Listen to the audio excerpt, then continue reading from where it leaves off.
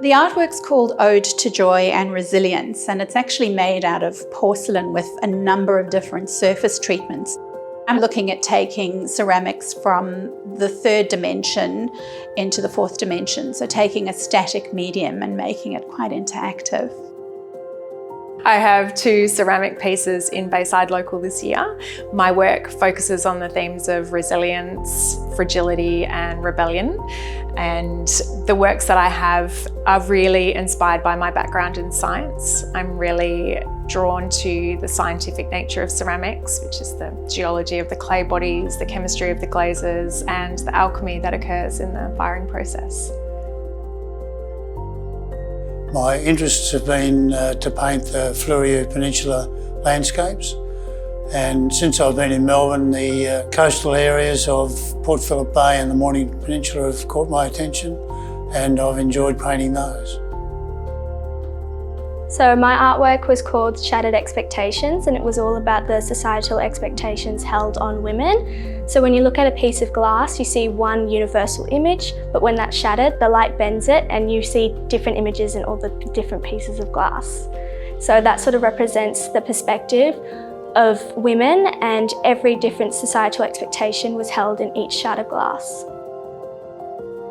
My work that's in Bayside Local is called Mother's Little Helper. It is a QR code for a Valium prescription. So it explores the idea about the mental health implications of the pandemic and also ties in with mother art. So the colours represent the colourful detritus of the plastic toys and other kid stuff that litters my household.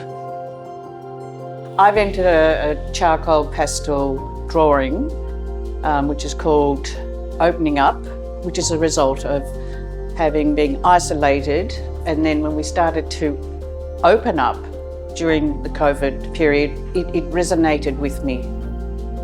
I painted 2 glasses, not really for their intrinsic beauty, but because of the potential they offered to me as a painter.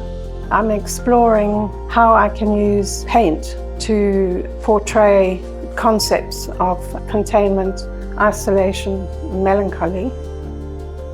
I'm exhibiting a work called Basket Weave. It's made from stitching thread through paper. So Basket Weave starts with a drawing that comes from an illustrative description of how weaving is made. So I then use that drawing to then stitch the idea of illustrating that is creating this kind of merging of ideas in one form. Bayside is a very high calibre gallery, and it's really exciting to have such talent showcased right on our doorstep. And not only that, to have an opportunity to be part of that community. It makes really incredible national art quite accessible, and that's very, very exciting. It's super important to have a gallery locally. I think it's a great connector to everybody in the community, directly to the arts, and a major education resource for all of our children as well. To me, a gallery is a place to play indoors and a place for the mind. So it really represents what a community needs.